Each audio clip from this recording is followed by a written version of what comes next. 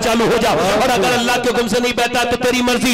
इतना कहना था मियां, हजरत उमर का खत जब डाला गया दरिया नील में, तो दरिया नील ऐसा जारी हुआ कि 1400 बरस से फिर वो रस्म खत्म हो गई। आज भी वैसा का वैसा ही जारी सारी है, और दुनिया को ये बता दिया कि इंसान तो इंसान को खत लिखता है, मगर जो दरियाओं को खत लिखता है वो मेरा आका उमर है। उमर बहुत खूब, माशाअल्लाह माशाअल्लाह। यार उमर आदि दुनिया के बादशाह कैसे बने? ए रुमाल वाले भाई बैठ के सुनो थोड़ी देर, जब बैठ गए हो तो ये उठने बैठने का माहौल ना करो, गुजारिश है आपसे। बोले जरा सुभान अल्लाह, सुभान अल्लाह, सुभान अल्लाह, मुस्कुरा के बोले सुभान अल्लाह। देखें आप जरा गौर करें, तवज्जो करें। उमर तो हुजूर अकबर सल्लल्लाहु अलैहि वसल्लम को कत्ल करने के लिए तलवार लेके चले थे नंगी। किसी ने पूछा कहां जा रहे? गुस्से में लाल ताज छोड़ूंगा नहीं। का क्या मतलब? कहूं 40 मुसलमान नहीं होने दूंगा, इस्लाम का खात्मा करके मानूंगा। किसी ने कहा उमर रुको तो, ठहरो जरा, रुको थोड़ा ठहरो। का क्या हुआ? का सुनो क्या करने जा रहे हो? का इस्लाम को खत्म करने जा रहे हो। बड़े गुस्से में थे हजरत उमर, जवानी का आलम है, 25 साल की तकरीबन उम्र है मियां। किसी ने कहा उमर बाद में आप इस्लाम खत्म करना, पहले अपने घर को देखो। का क्या देखे? कि तुम्हारे बहन बहनोई तो खुद मुसलमान हो चुके। हजरत उमर ने यू टर्न लिया, अल्लाह अकबर, क्या बेहतरीन यू टर्न वक्त पे लिया है। जैसे ही हजरत उमर ने यू टर्न लिया, बहन के बहनोई के घर पहुंचे। बहन कुरान पढ़ रही थी, बहनोई कुरान सुन रहे थे। मियां कुरान की आवाज आई तो उमर ने आवाज दी। आवाज जब हजरत उमर फारूक आजम ने दी तो बहनोई ने दरवाजा खोला। उमर गुस्से में थे, हाथ में तलवार थी, सारा गुस्सा अपने बहनोई पे उतारा, बहुत जन्नाटेदार जोर से चप्पट मारा कान पर। एक मारने के बाद एक ही चांटा मारा है कि बहनोई जमीन पे गिरे, फिर बहनोई के सीने पे बैठ गए, और फिर उसके बाद पे मुक्के मुंह पे इतने मुक्के मारे कि बहनोई का पूरा मुंह फट गया, और मियां बहनोई बिल्कुल मौत के करीब चले गए। आखिरी फाइनल मुक्का मारने वाले थे। बहन आगे बढ़ के बोली क्या तू मेरा सगा भाई नहीं है? क्या मैं तेरी बहन नहीं हूं? क्या अपने बहनों मुझे बेवा करेगा, बहनोई को कत्ल करेगा अपने? तो फिर हजरत उमर पीछे हट गए, और उसके बाद बहन को मारना शुरू किया। और जब बहन के एक तो औरत, उसके बाद उमर का जोरदार ताकतवर पहलवान का थप्पड़, एक थप्पड़ लगा है कि मियां एक गाल फट गया, दूसरा थप्पड़ लगा है, दूसरा गाल फट गया। फिर उसके बाद जबड़े हिला दिए। मारते मारते उमर की बहन मुंह से खून की कुल्ली करने लगी, गिरती थी, इधर से गिरती थी, इधर से मारते थे। मियां औरत साथ को इतना मारा कि निढाल होके जैसे ही जमीन पे गिरी ना, वैसे ही हजरत उमर फारूक आजम बोले बता इस्लाम छोड़ेगी? मियां निढाल औरत शेरनी की तरह पलट के उठी और बोली सुन उमर, तू जिस बाप खत्ताब की औलाद है, मैं भी उस खत्ताब की औलाद हूं। तूने जिस माँ का दूध पिया है, मैंने भी उसी माँ का दूध पिया है। मैं अपनी जान तो दे सकती हूँ, मगर मुस्तफा का दिया हुआ ईमान नहीं दे सकती। वाह खूब, सुभान अल्लाह, सुभान अल्लाह, माशाअल्लाह माशाअल्लाह, बहुत खूब।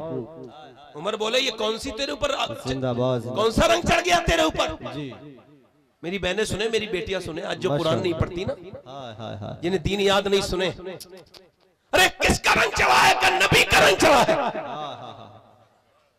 का कैसे चढ़ा है? का कुरान पढ़ पढ़ के चढ़ा है। सुभान अल्लाह, बोलो तो सही, जरा बोलो तो सही, कुरान बोलो तो सही। कुरान पढ़ पढ़ के चढ़ा है, कुरान पढ़ पढ़ के चढ़ा है।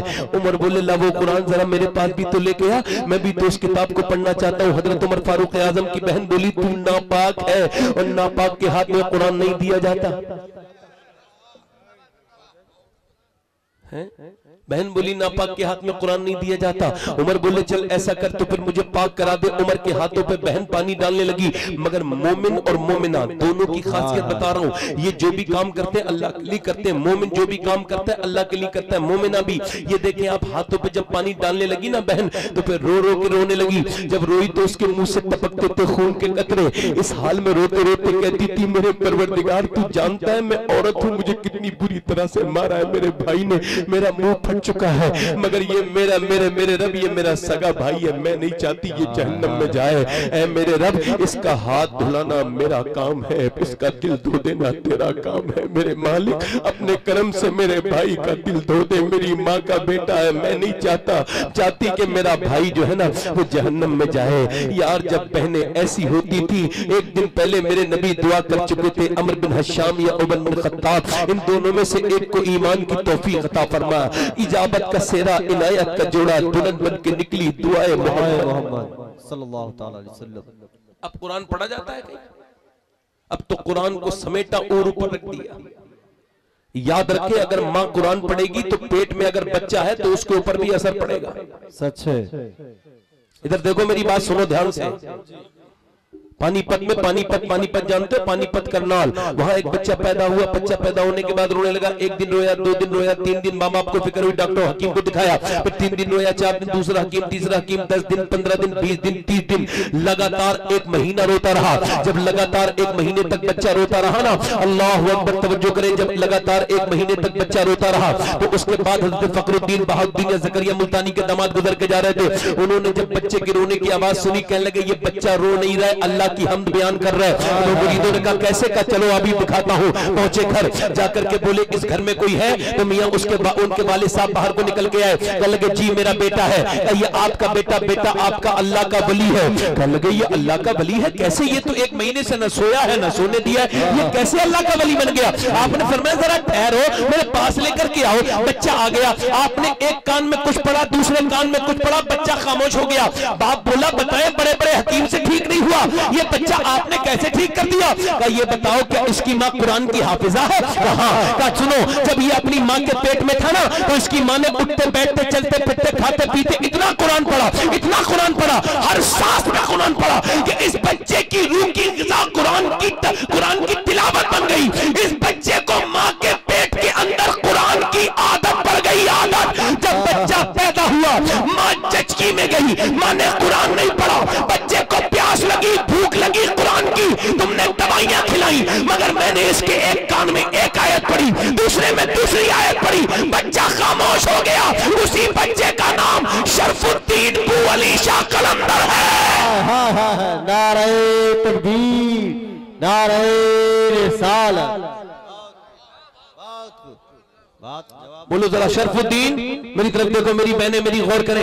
ये जब डॉक्टर क्या जाती है, जब प्रेग्नेंट औरत होती है, प्रेग्नेंट मूवमेंट में होती है, सरकार हजरत इमाम गजाली कहते हैं कि जब औरत प्रेग्नेंट मूवमेंट में होती है, जब वो हालत हमल में होती है, जब वो गर्भावस्था में होती है, और जब वो जाती, जो रात के वक्त में मुसल्ले पे जाती है, पेट में उसके वजन होता है, बच्चा होता है, कितनी तकलीफें उठाती हैं औरतें, ये औरतें समझ सकती है, मर्द नहीं समझ सकते। मगर देखे इमाम गजाली कहते हैं जब वो हालत हमल में होती है तो दुआ एकदम कबूल होती है। जब वो जाके कहती है मेरे मालिक मेरे बच्चा मेरे पेट में है, ये तेरे दीन की अमानत बने, मेरे मालिक ये हो सकता है इसकी पैदाइश के वक्त में मेरी जान चली जाए, मैं मर भी सकती हूँ ये पैदा होगा तो, मगर तुझसे एक ही गुजारिश है ये बच्चा मेरा बने, परवरदिगार ये बंदा तेरा बन जाए। अल्लाह अकबर। औरत जब डॉक्टर के यहाँ जाती है तो डॉक्टर कहता है ये मत खाना वरना बच्चे पे गलत असर पड़ेगा, ये मत खाना, वो मत खाना। वो लोग तवज्जो है कि नहीं? ये मत खाना, ठंडी चीजें मत खाना, ये नहीं खाना, वो मत खाना। अच्छा हाँ, सेब खाना, सेब खाओगी तो आयरन बढ़ेगा। इसे जो है ना अगर खूबसूरत बनाना चाहती हो अनार खाना, इसका चेहरा अच्छा हो जाएगा। ये बयान करते सब डॉक्टर लिख के देते हैं, ऐसा करो कि तुम जो है वो इसके संतरे खाया करो तो तुम्हें अगर ये खाओगी तो ये असर होगा। औरतों से कहता है, डॉक्टर कहता है देखो तुम हमल में हो, तुम्हारे बच्चा पेट में है, तुम गुस्सा मत करना वरना बच्चा भी तुम्हारा गुस्से वाला पैदा होगा, चिड़चिड़ा पैदा होगा। सुनो, तवज्जो करो मेरी बात पर।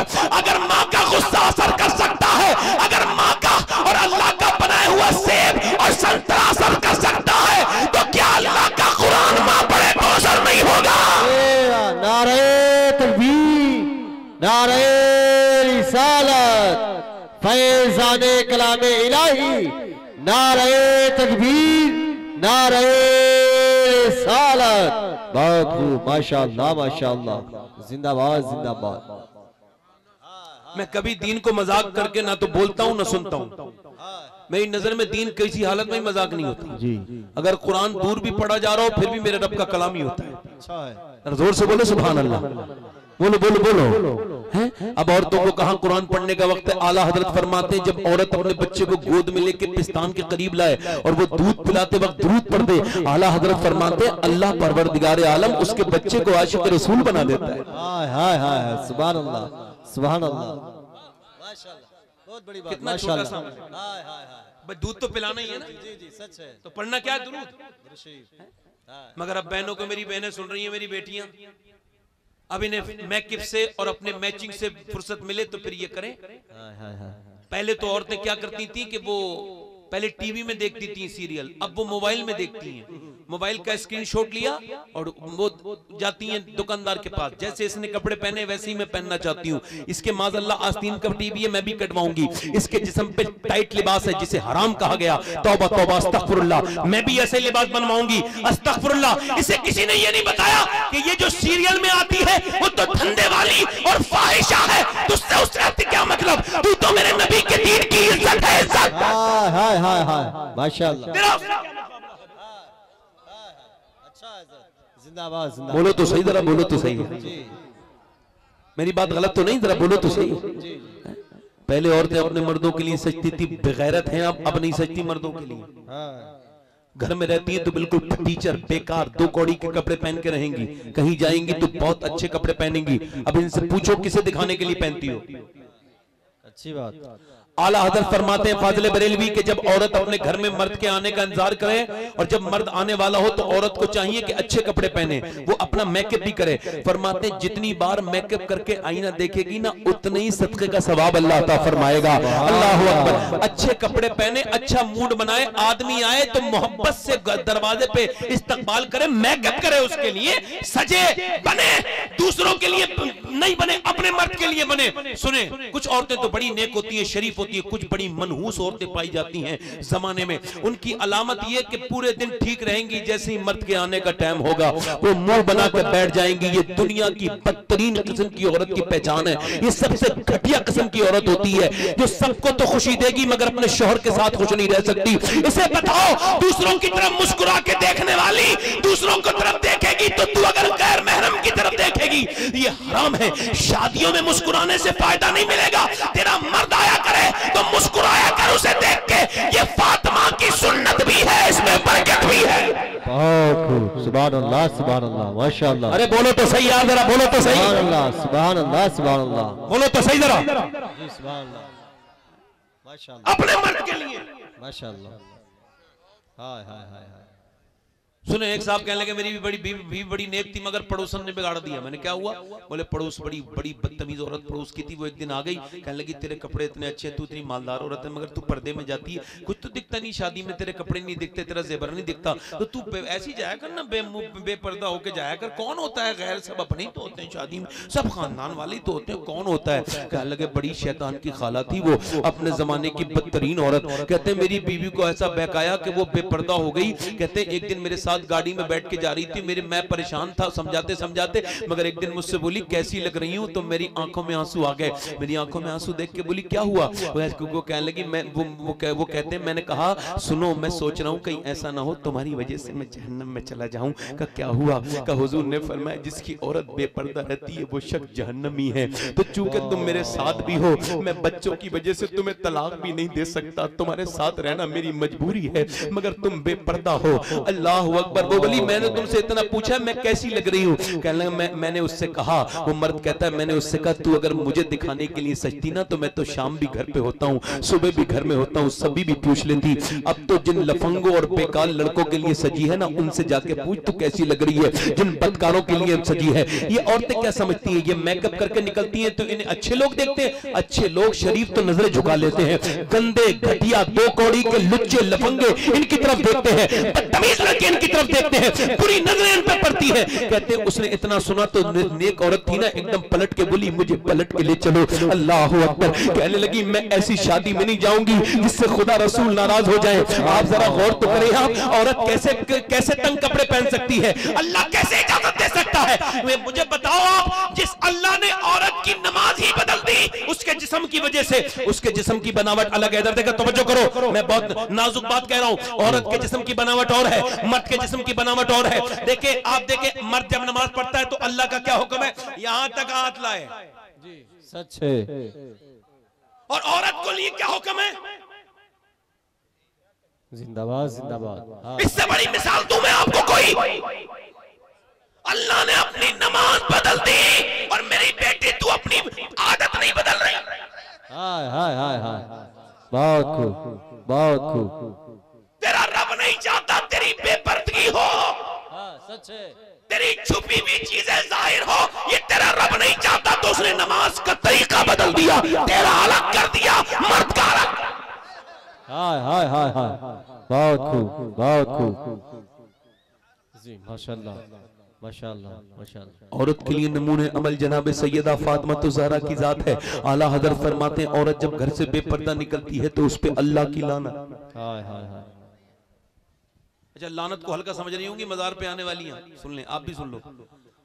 हदीस कुस्सी है, फतूहुल गैब ने गौसुल आजम ने इस हदीस को कोट किया है। आप फरमाते हैं अल्लाह ने फरमाया, अल्लाह फरमाता है ऐ मेरे महबूब, जब मैं किसी पे लानत भेजता हूं तो उसकी 7 नस्लों तक असर रहता है। फिर सुन लो, रिपीट कर रहा हूं। जी जी। अल्लाह फरमाता है जब मैं किसी पे लानत भेजता हूं तो उसकी 7 नस्लों तक असर रहता है।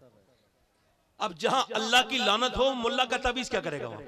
अल्लाह अकबर अल्लाह। फिर अब बात करो, ये घरों में बेबरकत है, जो जितनी भी लानत है, अब इसकी वजह क्या है? औरत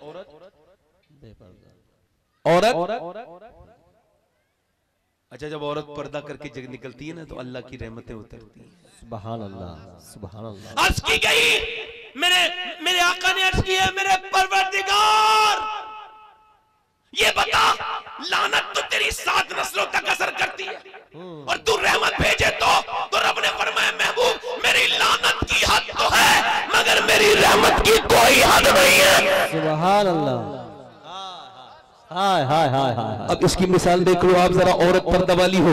अब देखें आप, दिल्ली है, दिल्ली में एक औरत पर्दे वाली है, नेक है, शरीफ है, सैयदजादी है, रात का वक्त रो रही है, बेवा हो चुकी है, रो रही है, रात का वक्त सजदे में रो रही है, उसका 8 साल का बच्चा उठता है। देखें आप, उठने के बाद अपनी माँ को रोते देखता है, करीब जाके बैठ जाता है। उसके बाद अपनी देखें आप, दर्द वाली माँ है ना, रोते रोते बेटा जब कहता है अम्मी आप रो क्यों नहीं थी, तो माँ सजदे से सर उठा के अपने बच्चे को देखती है, आंखों में मोटे मोटे आंसू लेकर के आती है और उसके बाद कहती है मेरे बेटे बात ये थी, अभी मैं सोती थी, मेरी बहनें सुने आप भी सुने। वो कहते अभी मैं लेटी थी ना तो मेरे हाथ पे कीड़ा चढ़ गया, फिर मैंने सोचा कुछ दिनों के बाद कब्र में जाऊंगी, तख्ते ऊपर से लग जाएंगे, जैसे ये कब्र करीब में है, देख लो जा करके तख्ते लग जाएंगे और अंधेरी कब्र होगी, मेरी नाक में मुंह में कीड़े चलेंगे। ऐ मेरे बेटे मैं अंधेरी कब्र की वजह से रो रही हूँ, मुझे खौफ आ रहा है, अकेली कब्र में कैसी रहूंगी। इतना सुना था तो बच्चा बोला अम्मी तू तो बड़ी है, तो आप तो बड़ी है, मैं तो बहुत छोटा हूँ, मेरा क्या होगा।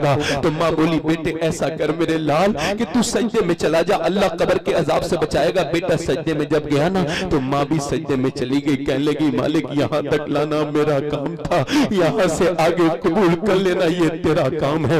मेरे मालिक मैं बेवा औरत हूँ, ये मेरा यतीम बच्चा है, इसे अपनी बारगाह में कबूल कर ले। फूट फूट के रोज रोते रोते रोते रोते कभी अपने बच्चों के साथ सजदों में जाया के रोया करो, अपनी बेटियों के साथ मेरी बहनें रोया करे, सजदे में जाया करें। अल्लाह अकबर। रोते रोते रोते रोते तवज्जो करें मेरी बात पर, वक्त गुजरता गया। माँ जो है ना माँ बूढ़ी हो गई, माँ का विसाल हो गया, बेटा जो है जवान, उसका रंग दिल्ली पे चढ़ गया, बेटे का भी विसाल हो गया। दुनिया जाके देखे, सदियां बीत गई, जमाने बदल गए, दिल्ली के बादशाह बदले, बादशाहों की बीवियों के नाम निशान नहीं है। शहजादियां बहुत आई दिल्ली में मगर उनके नाम निशान किसी को नहीं पता, जाके देखो। मगर वो जो रात को रोती थी ना, उसका मजार 3 बीघा जमीन में बना हुआ है, उसके मजार पे हर हफ्ते बुध के दिन मेला लगता है। उसका नाम सैयदा जुलेखा अल मारूफ माई साहिबा है, उसके करीब में उसके बेटे का मजार है। बादशाहों की कब्रें तो नहीं मिलेंगी मगर उसके बेटे के मजार पे रोज मेला लगता है।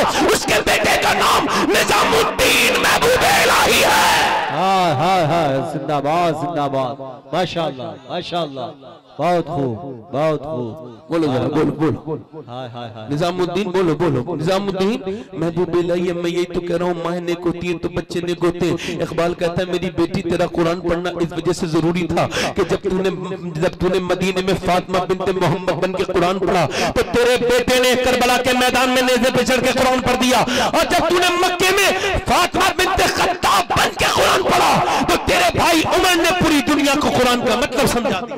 बहुत हजरत उमर की बात के आखिरी बात बयान करके खत्म कर। जी। दिल लग रहा है कि नहीं लग रहा है? बोलो बोलो जरा, बोलो दिल लगा के तो बोलो जरा यार। उमर वो उमर जिसके आदा पे मेरी बहनें गौर करें जरा। उमर कौन है? आधी दुनिया का बादशाह। इधर देखे, तवज्जो करें, आधी दुनिया का बादशाह है उमर। मगर मियां अगर कोई एमएलए एमपी बन जाए तो उसकी तो बात करने का अंदाज ही बदल जाता है जी। और जब वोट लेने का वक्त आता है तो लहजा और बदल जाता है और फिर जीतने के बाद तो बिल्कुल ही बदल जाता है ना? है?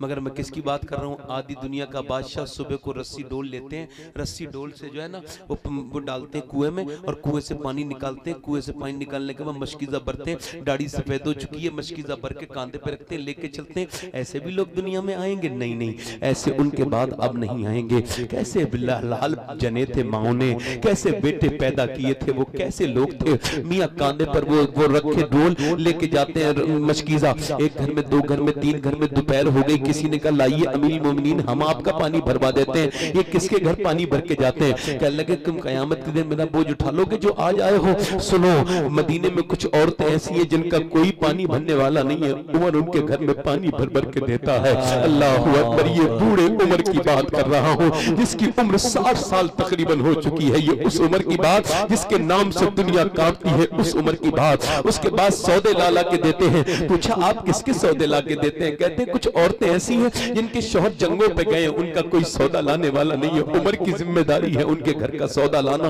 उसके बाद जाकर के मस्जिद में झाड़ू लगाते हैं। कोई लगाता है झाड़ू मस्जिद में? अब तो अमीर आदमी मस्जिद में जाकर कहता है इमाम साहब मस्जिद की झाड़ू नहीं लगी। वो यार आप भी तो इंसान मुसलमान लगते हो ना, आप ही लगा दो झाड़ू। मगर बंदा झाड़ू नहीं लगाता। हजरत बाबा फरीद के पास एक आदमी आया, कहने लगा हुजूर मेरे दिल गंदा हो गया है, आपकी तकरीर का असर नहीं होता, क्या करूं? बाबा फरीद ने कहा ऐसा कर तू मस्जिद में झाड़ू लगाया कर। कहा हुजूर दिल के गंदा होने से झाड़ू का क्या ताल्लुक है, मस्जिद का क्या ताल्लुक है? कहने लगे ताल्लुक है, तू अल्लाह का घर साफ कर, अल्लाह तेरा दिल साफ कर देगा। अल्लाह के घर को साफ किया कर।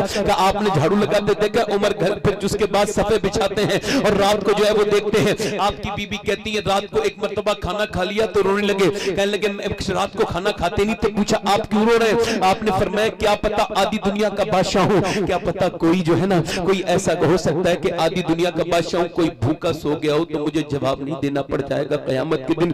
बकरी की टांग टूटी है तो रो रहे, मैं मुझसे पूछ लिया गया तूने सड़क ठीक क्यों नहीं करवाई थी तो क्या जवाब दूंगा? यार ऐसा भी कोई इंसान आपने देखा है? क्यों उमर का जिक्र किया करो, अपने दोस्तों में बैठ करके उमर फारूक आजम का जिक्र किया करो, उठते बैठते उमर का जिक्र किया करो। कौन उमर है मियां? जरा गौर करो, रात के वक्त में गुजर के जा रहे हैं, तवज्जो करें। हजरत शेख मौके ने लिखा गुजर के जा रहे हैं, एक औरत रो रही है, तवज्जो आखिरी बात है, औरत रो रही है। कहने लगे क्यों रो रही हो? दरवाजे से भाई तुम्हें क्यों जवाब दे, और बोलो ना क्यों रो रही है, दरवाजा खोलो। दरवाजा खोल के औरत बोली तुझे क्यों बताऊं, मैं उमर को रो रही हूँ। उमर से कह रही है पता नहीं ये उमर है जी, मैं उमर को रो रही हूँ। क्यों रो रही है? उमर के लिए दुआ नहीं करूंगी। क्या बात तो बता। क्या बात ये है कि मैं 3 दिन से भूखी हूँ, मेरा शौहर मर चुका है, मेरे बच्चा कोई है ही नहीं, बेवा औरत हूँ। मैं कब्र में जाऊंगी, जब हुजूर आएंगे तो हुजूर से कहूंगी या रसूल अल्लाह उमर के दौरे हुकूमत में 3 दिन भूखी रही थी, या रसूल अल्लाह हुजूर से शिकायत करूंगी। इतना कहना था उमर थर थर थर थर थर थर कांपने लगे। जिसके नाम से आधी दुनिया कांपती थी वो उमर कांपे और कहने लगे उमर को पता थोड़ी है तू भूखी है। कहने लगे उमर को पता थोड़ी है भूखी है। वो औरत बोली सुन, उमर अगर खबर नहीं रख सकता तो हुकूमत क्यों करता है? जब खबर नहीं रख सकता उमर तो फिर हुकूमत क्यों करता है? अल्लाह अकबर। उमर अपने घर गए, खाना लेकर के आए। औरत बोली तू आदमी ठीक ठाक लगता है, मैं बूढ़ी औरत हूँ, गर्म पानी कर दे जरा, सर्दी हो रही है। अल्लाह हज़रत उमर गए, जाके चूल्हा जलाया और चूल्हा जलाने के बाद जब आपने लकड़ियां इकट्ठी करके फूके मारी तो धुआं पूरी दाढ़ी में आने लगा। अल्लाह अकबर। उसके बाद पानी दे दिया ना उसे, बोली ला पानी लेकर के, जल्दी पानी दे दिया। कहने लगी तू आदमी नेक लगता है, जरा घर में झाड़ू भी लगा दे, मैं बूढ़ी औरत हूँ। आपने उसके घर में भी सफाई कर दी। फिर आगे बढ़ के आपने कहा ऐसा कर, उमर को पता नहीं था, मैं उमर की तरफ से तुझसे माफी मांगता हूँ, माफ कर। क्या बात है। आज तो सगी माओ से लोग माफी नहीं मांग रहे, बाप से नहीं मांग रहे, चचा से नहीं मांग रहे, पड़ोसी से नहीं मांग रहे। हक है, हक है। कहने लगे माफ कर दे, चल माफ कर दे। अब तो माएँ कैसे तरस रही हैं। एक जगह मैं फातिहा में गया, बड़ा लंबा चौड़ा फातिहा हो रही थी, औरत ने मुझे बुलाया कमरे में, कहने लगी मैं इसकी माँ हूँ, आप इसके ये आपको मानता है, आपका मुतक़िद है, मैं इसकी माँ हूँ। मैंने कहा बात क्या है? कहने लगी बड़ी लंबी चौड़ी फातिहा करवाता है, इससे कहो 1 हफ्ते में 100 रुपये मुझे भी तो दे दिया करे। अल्लाह।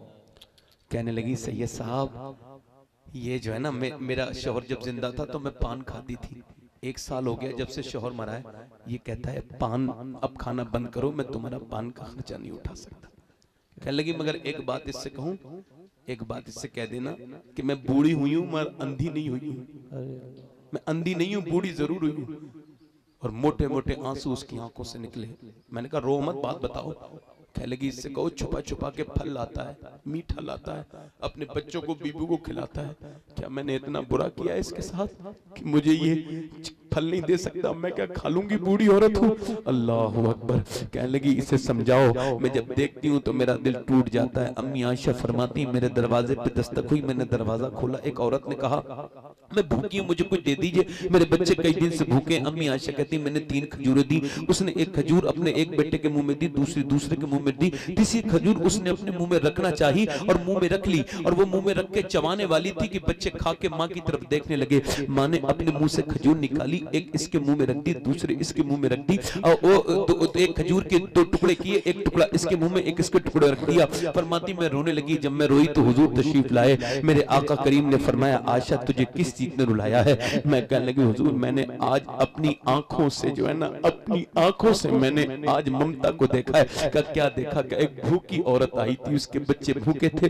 मैंने 3 खजूर दी, उसने एक खजूर एक बच्चे को, दूसरी दूसरे को दे दी, तीसरी खजूर उसने खुद अपने मुंह में रखने के लिए खाई। और जब उसने खाई तो फरमाती है अम्मी आयशा जब उसने खाई ना तो हुजूर उसके मुंह में थी कि बच्चे अपनी माँ को देखने लगे, उसने अपने मुंह से निकाल के अपने बच्चों को 2 टुकड़े करके दे दिया। अल्लाह अकबर। फरमाती है हुजूर मैं उसे देख के रोने लगी। अल्लाह अकबर। जरा गौर तो करें, माँ माँ है, एक बार माँ चली जाए फिर ऐसा सहारा नहीं मिलता। मैंने बूढ़े बूढ़ों को कब्रों पे रोते देखा है। एक हमारे एक दोस्त हैं, वो इधर कलकत्ता में अपनी माँ की फातिहा कराते हैं, हर साल जलसा कराते हैं। अल्लाह अकबर। उनकी उम्र तकरीबन जो है वो 45 साल है, दाढ़ी सफेद हो चुकी है। मैंने देखा एक दिन माँ की कब्र पे बैठ खड़े होकर रो रहे थे। मैंने कहा भाई क्यों रो रहे हो, तुम तो बूढ़े हो चुके हो। कहने लगे सैयद साहब बेटी भी है, मेरी बीबी भी है, सब कुछ है, मगर माँ के बगैर सब कुछ बेकार लगता है। अल्लाह अकबर। दौलत ने किया ममता, किस्मत ने किया दौलत ममता से है महरूम, है दौलत का है अंबार मगर तेरी कमी है। दीवारें छोटी होती थी लेकिन पर्दा होता था, ताले की इजाजत से पहले सिर्फ भरोसा होता था। जब तक माथा चूम के रुखसत करने वाली जिंदा थी, जब तक माथा चूम के रुखसत करने वाली जिंदा थी, दरवाजे के बाहर तक मुंह में लुकमा होता था। यार जरा गौर करें, आज बापों को कोई नहीं मनाता। एक आदमी मेरे पास आया, कहने लगा सैयद साहब मेरे बाप ने मुझे बेदखल कर दिया है दौलत से मेरी। मैंने कहा तुमने सताया होगा? कहने लगा नहीं, मेरे बच्चे छोटे, कुछ दुआ कीजिए। मैंने कहा ईद मिलोगे अपने अब्बा से, ईद मिले हो कभी? कहा नहीं, मैंने इस बार मिल लेना। कहा नहीं मिलेंगे अब्बा। मैंने कहा मिल लेना। कहा नहीं मिलूंगा मैं अब्बा, नहीं मिलेंगे। मैंने कहा तुम्हें जबरदस्ती मिलना है और जाके दुरूद भी पढ़ना है। वो गया और जाने के बाद ईद के बाद आया। मैंने कहा क्या हुआ? कहने लगा रो के अब्बा मान गए। मैंने कहा कैसे? मैंने ईद के दिन मैंने कहा अब्बा ईद मिलना चाहता हूँ, तो पहले तो उन्होंने दरवाजा बंद किया, मैंने जबरदस्ती अंदर घुस गया। उन्होंने फिर मुझे धक्के मारने शुरू किए, मैं नहीं हटा, मैंने जबरदस्ती उन्हें अपने बाहों में लिया। कहते थोड़ी देर तो वो मुझे हटाते रहे, मगर जब मेरे सीने की गर्मी उनके सीने तक पहुंची तो मेरा बाप पिघल गया और मेरा बाप रोया फूट फूट के। मैंने कभी अपने बाप को रोते नहीं देखा था। मैंने कहा अब्बा क्यों रो रहे हो? कहने लगे बेटे तूने मुझे जैसी आज इज्जत दी है ऐसी कभी नहीं दी थी। तू क्या समझता है मेरे बेटे, मेरी दौलत वो दुनिया का माल मेरी दौलत है, मेरी दौलत तू है। मैंने अपनी जवानी में आग लगा के तुझे पाला है, तेरे लिए दर दर भटका हूँ मेरे बेटे। मैंने परदेश काटे हैं तेरी स्कूल की फीसों के लिए, तेरे दुनिया के काम के लिए। मैंने तेरी हर ख्वाहिश को पूरा किया है मेरे लाल, मैं तेरे लिए जिया हूँ। मगर तूने जब मुझे आंखें दिखाई तो मुझे तकलीफ हुई थी, मगर आज जब तूने मुझे सीने लगाया है तो मुझे दुनिया की सारी दौलत मिल गई है मेरे लाल, मुझे और कुछ नहीं चाहिए। कहता है मैं भी अपने बाप से जब मिलके रोया हूँ तो मैंने बड़ी ईदें मिली थी, मगर जैसी आज की ईद थी ऐसी ईद कभी नहीं देखी। अल्लाह अकबर। मैंने अल्लाह का शुक्र है दूसरे मुल्कों में भी तकरीर की है, अल्लाह का करम है, मगर 21 साल पहले मेरे वालिद का इंतकाल हुआ था। मैं कितनी बार सोचता हूँ इस बात को कि कि यार दुनिया मेरी तकरीर सुनती है मगर मेरा बाप मेरी एक भी तकरीर न सुन सका। यार बताओ अगर माली जिसने पेड़ लगाया हो वो छांव में न बैठे तो क्या फायदा। पेड़ अगर पेड़ किस मुंह से फल दे पेड़ जब उसे लगाने वाला माली चला गया जिसे फल खाने थे। अल्लाह अकबर। माँ बाप तो बुढ़ापे में हमें मिलते हैं और वो भी खिदमत के लिए मिलते हैं मगर हम उन्हें जाया कर देते हैं अपनी तकब्बुर की वजह से, अपने अना की वजह से। ए लोगों, बाबा फरीद कहते हैं अपने बाप का तलवा बगैर किसी कपड़े के चूम लेना 7 साल की नफली इबादत से बेहतर है। उमर जैसा इंसान जिसे तकब्बुर नहीं है एक आम औरत के सामने खड़े होकर कहते हैं माफ कर दे। उमर को खबर नहीं थी, वो कहने लगी ओ इंसान मैं उमर को क्यों माफ करूं? का माफ कर दे। कहने लगे चल तू कहता है तो माफ कर देती हूँ। का तो लिख के दे दे। का मैं लिखना नहीं जानती। उमर बोले मैं लिख देता हूँ तू दस्तखत कर देना। हजरत उमर ने लिखा। एक औरत नाराज हो गई थी, उमर ने उसे मना लिया, ले दस्तखत कर। हजरत अली आ गए। कहा अमीरुल मोमिनीन आप यहाँ बैठे। हुज़ैफा आके बोले हुजूर मैं आपको ढूंढ रहा था, अमीरुल मोमिनीन आप यहाँ तशरीफ रखते हैं। औरत बोली कौन अमीरुल मोमिनीन, कौन अमीरुल मोमिनीन? कहा यही तो उमर है। औरत ने हैरत से देखा और कांपने लगी और कहने लगी उमर मुझे माफ कर दो, मुझे खबर नहीं थी, मैं अपने घर का चूल्हा तुमसे नहीं जलवाती, झाड़ू नहीं लगवाती, मुझे क्या पता थी तुम ही खलीफा हो। उमर फारूक आजम कहने लगे औरत तुझे पता होना चाहिए तू मदीने में रहती है, अगर मैं तेरा ख्याल नहीं रखूंगा तो कब्र में जाके हुजूर को क्या जवाब दूंगा। मौला अली से बोले ये रुक्का ले ले अली और जब मैं मरूं तो मेरी कब्र में मेरे कफन के ऊपर रख देना। अल्लाह पूछेगा ये बदम हुजूर आएंगे ना मेरे आका तो मैं हुजूर के बारगाह में अर्ज करूंगा या रसूल अल्लाह। सरकार फरमाएंगे कैसे हुकूमत करके आए? तो अर्ज करूंगा हुजूर ये देखे एक बूढ़ी नाराज हो गई थी, मैं उसे भी मना के आया हूं। क्या तुम अपनी माओ को नहीं मना सकते, अपनी बहनों को नहीं मना सकते, बेटियों को नहीं मना सकते? लोगों अपनी बहनों को मनाओ, अपने रब से माफी मांगो। देखो मेरी बहनों मेरी बेटियों आप भी नौजवान, मैंने अपने हाथों से ना 18 साल के लड़के को अभी 3 महीने पहले गुस्ल दिया है। 3 महीने पहले एक्सीडेंट हो गया था 18 साल का, 2 लड़कों का हुआ था, एक 16 साल का, एक 18 साल, दोनों एक ही माँ के बेटे थे। तो मैं जब उसके नीचे से हाथ डाला ना मैंने ऐसे करके उसकी खोपड़ी को, मैं गस्सालू ना गस्साल गुस्ल देता हूँ अपना दिल साफ करने के लिए, मुर्दों का मैल साफ करता हूँ, तो ऐसे करके नीचे को हाथ डाला ना तो उसकी जो हड्डी थी ना वो मेरे उंगली में लग के खून निकलने लगा। तो एक साहब बोले, मैं रोने लगा, एक साहब बोले क्या तकलीफ हो रही है? मैंने कहा नहीं मौत याद आ रही है। क्या मतलब? मैंने कहा हुजूर फरमाते हैं जब गस्साल हाथ पकड़ता है ना मुर्दे का तो मुर्दा कहता आराम से उठा, तेरे उठाने से बड़ी तकलीफ होती है।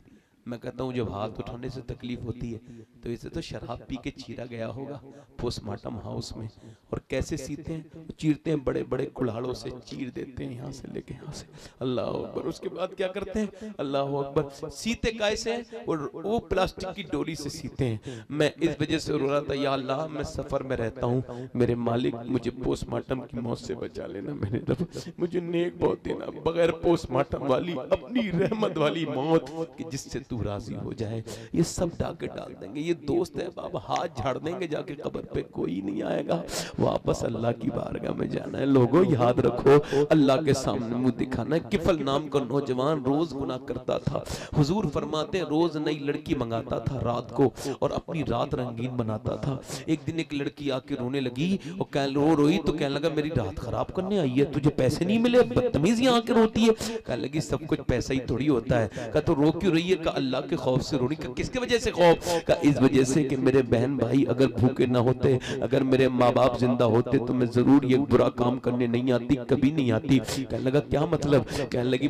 ओ इंसान तू क्या समझेगा, तू तो बदकिरदार इंसान है। कहने लगी मैं अपने रब से कह रही हूँ मालिक मुझे माफ कर देना, मैं मजबूरी में बदकिरदारी की तरफ जा रही हूँ।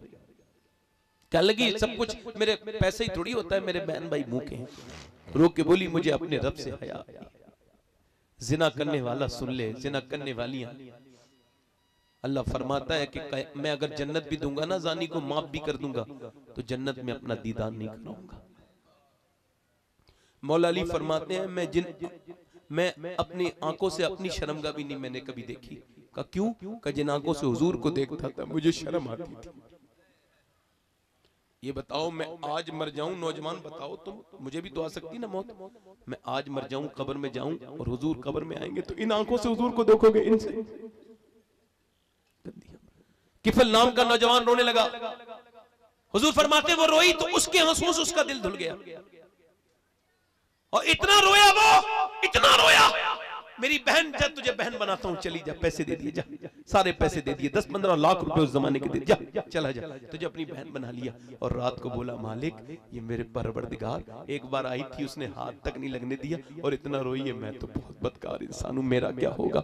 रोते रोते बोली जमी भी खुदा की, जमा भी खुदा का, मकीनो मकान ला मकान भी खुदा का, गुनाहगार बंदे कहां जा सकेंगे। खुदा की खुदाई से बाहर निकल के रो के बोला मेरे मालिक मुझे माफ कर दे, अगर मेरे गुनाहों की कोई हद नहीं है तो तेरे रहमत की भी तो कोई हद नहीं है। रोते रोते इंतकाल हो गया। कोई बंदा तेरे दर पे जो आंसू रोल देता है, मेरे मौला दरे तौबा तू उस पर खोल देता है। रो के मर गया। सुबह को कोई जनाजा उठाने वाला नहीं था। इसका जनाजा उठाएंगे, ये तो बदकिरदारी करता था, लड़कियों की इज्जत खराब करता था।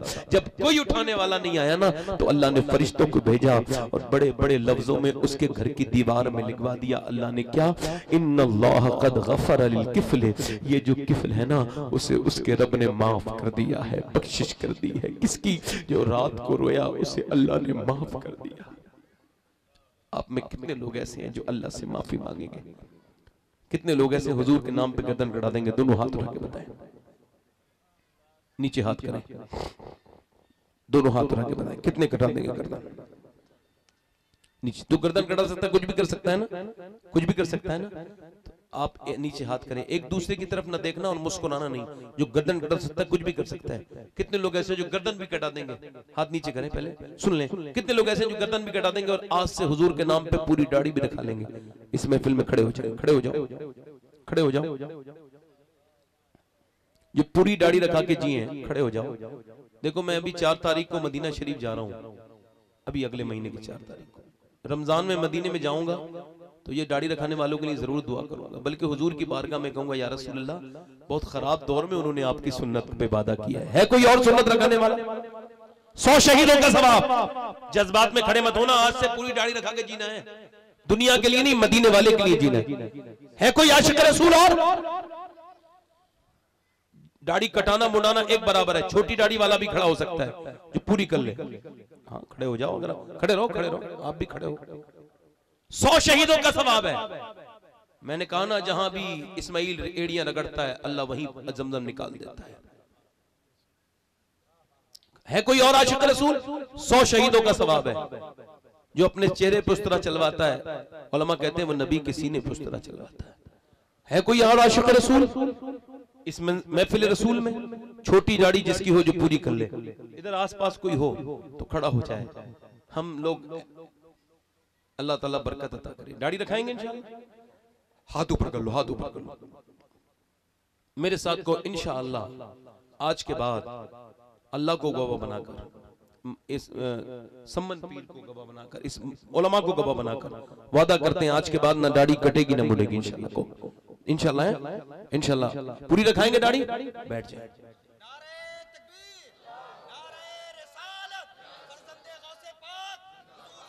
मैं खादिम हूँ आप सब लोगों का, मैं आप सब लोगों का खादिम हूँ। आपकी जूतियों में बैठने वाला मेरी औकात कोई नहीं। मैं इस सब कितने लोग ऐसे हैं जो नमाज की नियत, देखो बगैर नियत करे नमाजी नहीं बन सकता ना।